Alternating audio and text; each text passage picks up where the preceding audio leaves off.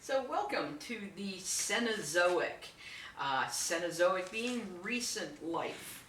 And so things on Earth are going to look a lot more familiar now. We're entering a time closer to our own. And so in the Cenozoic, this includes the Tertiary and the Quaternary. And the Tertiary these days is often separated into the Paleogene and Neogene. And in this Tertiary and Quaternary times, we have about 66 million years of Earth history that we're going to cover. And just again, visually to take a look at this, basically we're now here in this tiny little sliver of time called the Cenozoic, which breaks down into these time periods. You can see now we're looking at the epochs of Paleocene, Eocene, Oligocene, and so on. So we ended in the Mesozoic with the extinction of the dinosaurs, and that was in part caused by the Chicxulub meteorite impact. And what I'm looking at right here, this is a layer of enriched with an iridium, which was left by that Chicxulub impact. And that's one of the ways that people found out that a meteorite helped cause the demise of the dinosaurs. Was the Alvarezes were studying the Cretaceous Tertiary boundary all over the world and found out that all over the world it tended to be enriched in iridium, which is common in meteorites but not on Earth. And that's where they first hypothesized that a meteorite had hit. And then years later, the actual crater was discovered in the Yucatan Peninsula. But anyway, that's what I'm pointing to right there. So basically, this is Cretaceous rock, and this is Cenozoic rock. Now, a number of tectonic events happen in the Cenozoic. One important one is the development of the Isthmus of Panama, which connects North and South America. And this altered ocean currents, and it actually blocks the westward path of the North Equatorial Current. So we have this North Equatorial Current that used to be able to come through this way. But now with this Isthmus of Panama developed there, it gets deflected and ends up basically eventually becoming that Gulf Stream of warm water flowing northward. Why this is important is our ocean currents are vital to what happens in the climate system. Our oceanography professor, Dr. McMahon, is always very fond of saying that the atmosphere is just a continuation of the ocean because the ocean and atmosphere are so closely linked to each other.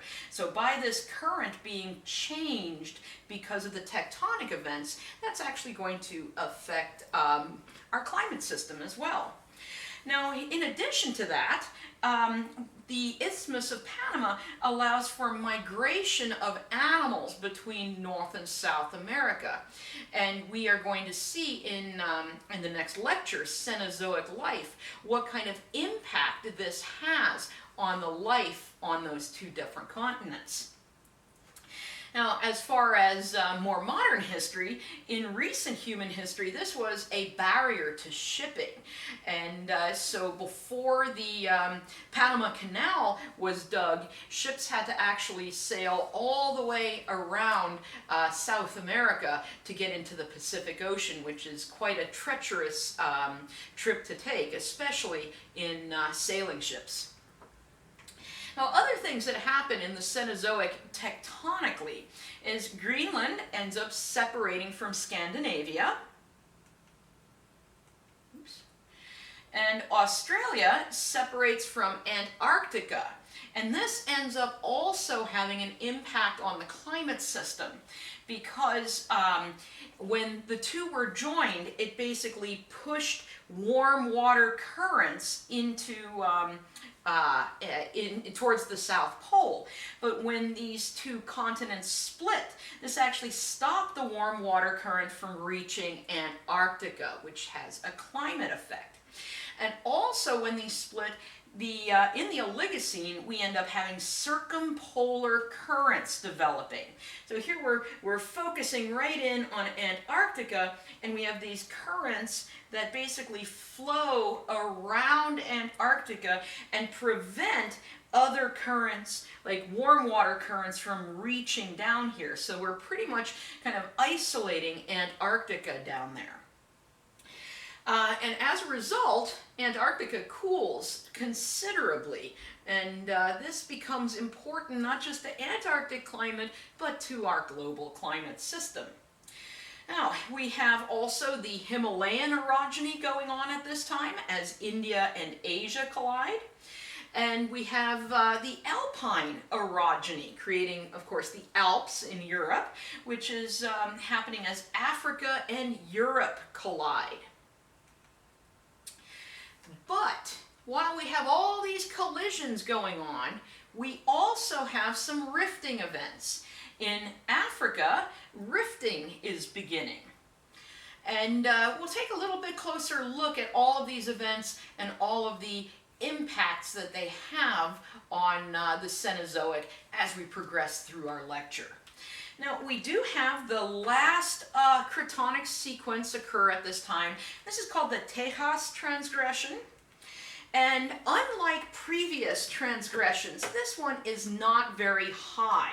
In fact, at its maximum extent, water reached southern Illinois. So this is not one of those transgressions where all of North America is covered by water. This is actually relatively minor.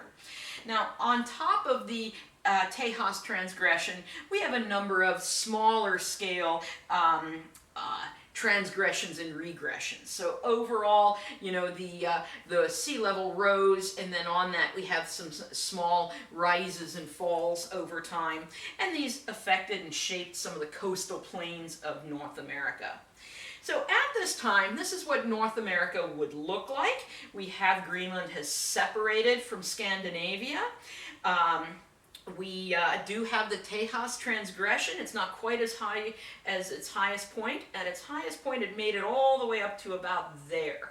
But we can see this is not a major transgression. It's just kind of affecting really the coastal areas in southeastern United States.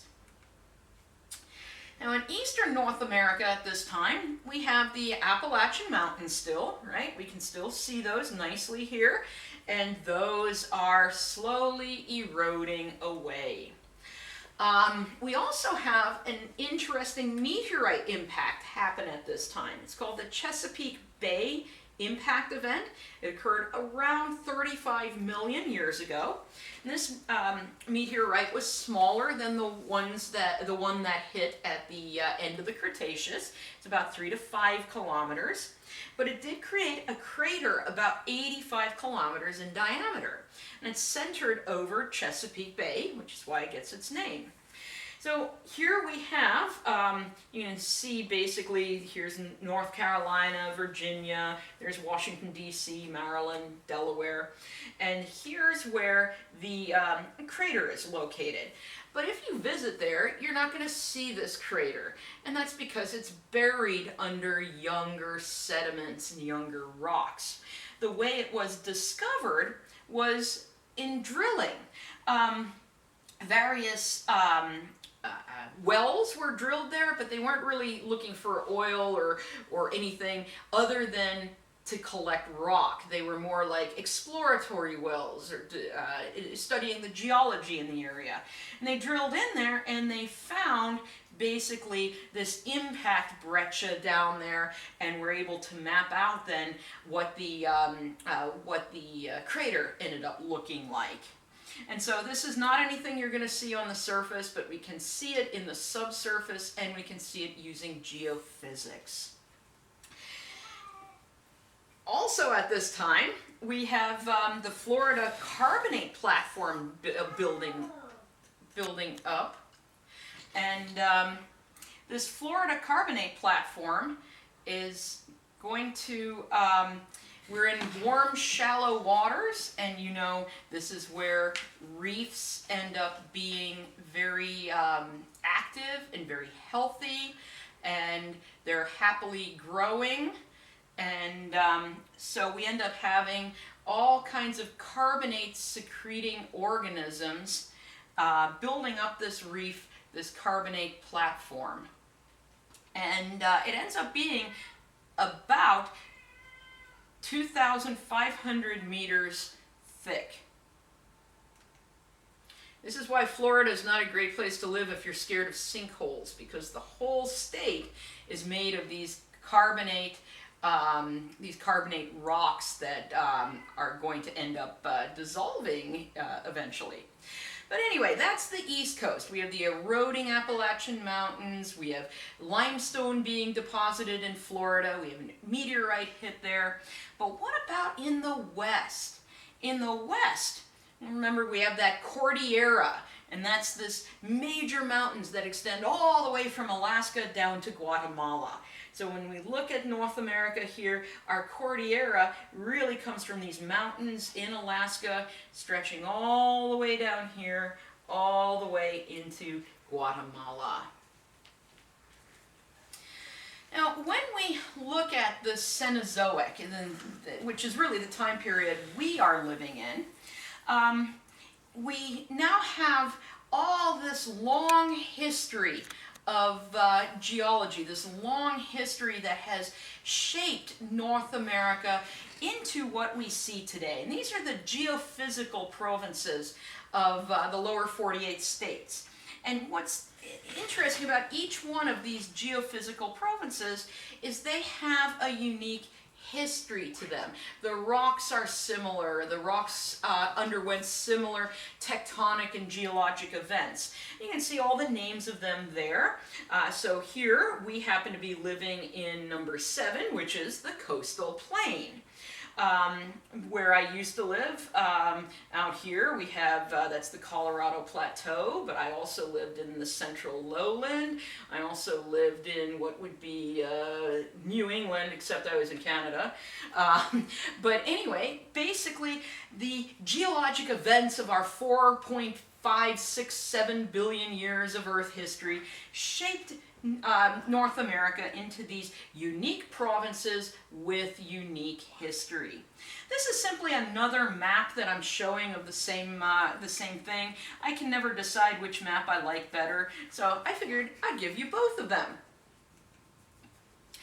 All right, so we're going to look at the tectonic events that affected the Cordillera, the western part of North America. Probably one of the most prominent ones that you're going to see is the Rocky Mountains. And remember, our Laramide orogeny actually began in the late Cretaceous, and it continues into the Cenozoic. And so it was kind of, these mountains were growing and growing, and then uplift kind of slowed a little bit, but in the Miocene there was another pulse of uplift where the mountains grew quite a bit again. And as far as that goes, if you want to be in like some of the cutting edge of geology and research, understanding the Rocky Mountains and some of the processes that form the Rocky Mountains is actually something being done today.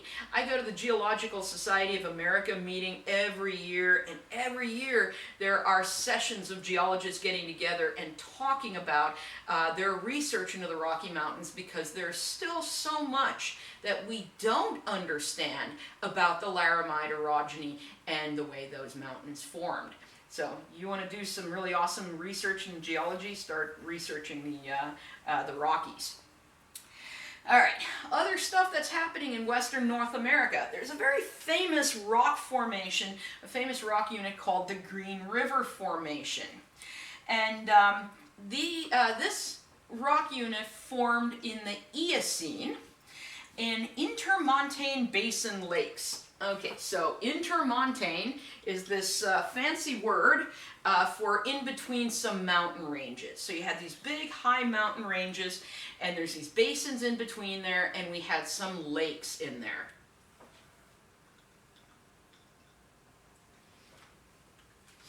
And here's some of our lakes from that time. There's the Green River Basin, that's the Washakie Basin, the Piceance Creek Basin, and the Uinta Basin. And each one of these, there is a lake occupying that area. And in these lakes, you would get freshwater limestone deposits and shale.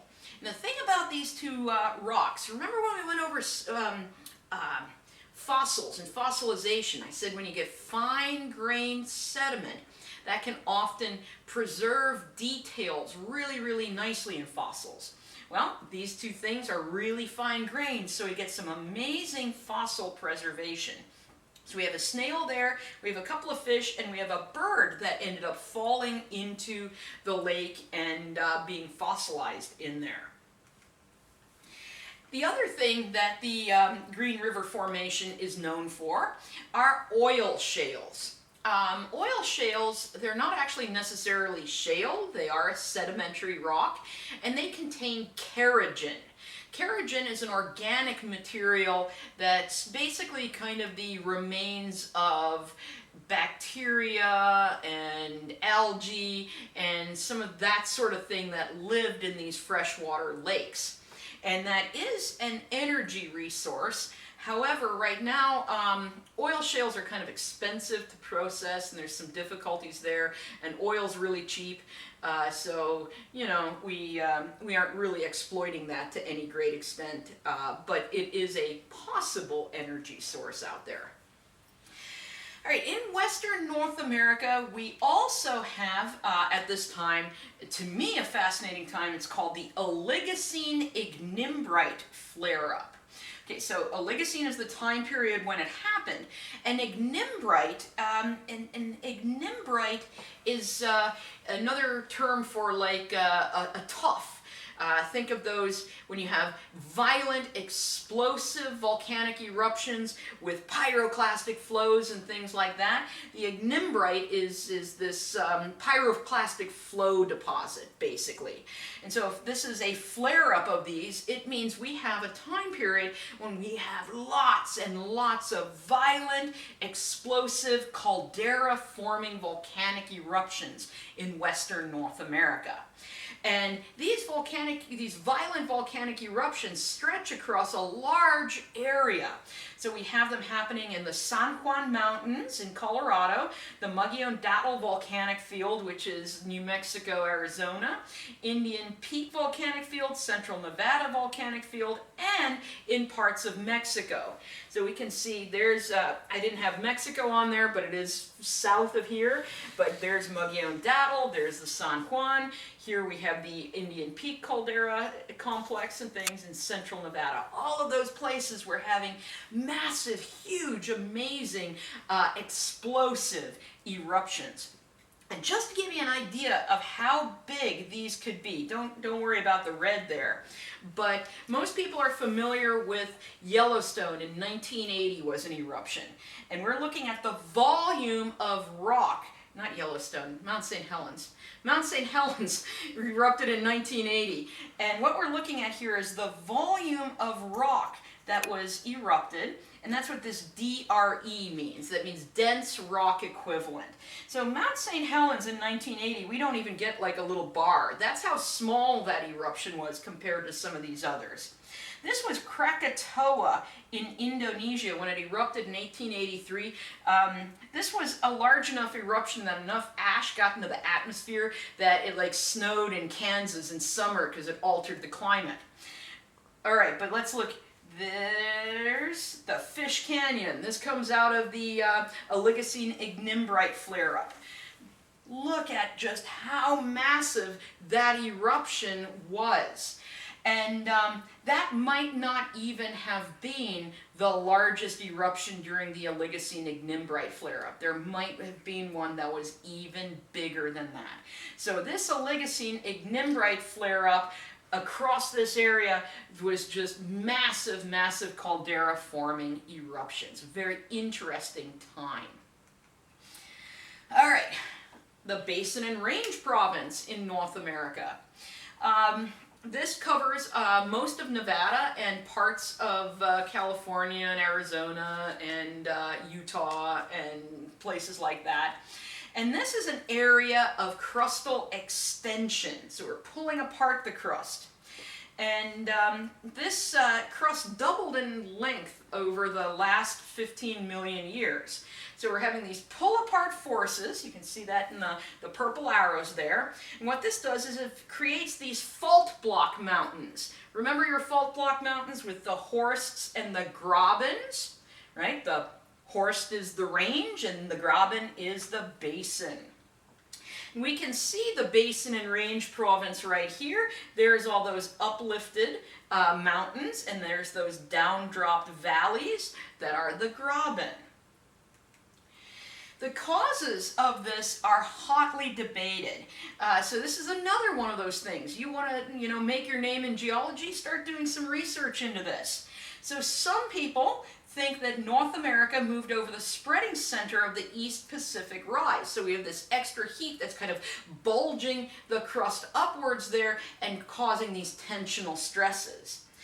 Other geologists think that this is adjustment of tectonic motion after subduction ended in California and transform movement began. So they think it's we used to have subduction, now we have transform movement in California, and so the forces affecting the Nevada area had to kind of readjust themselves and became tensional.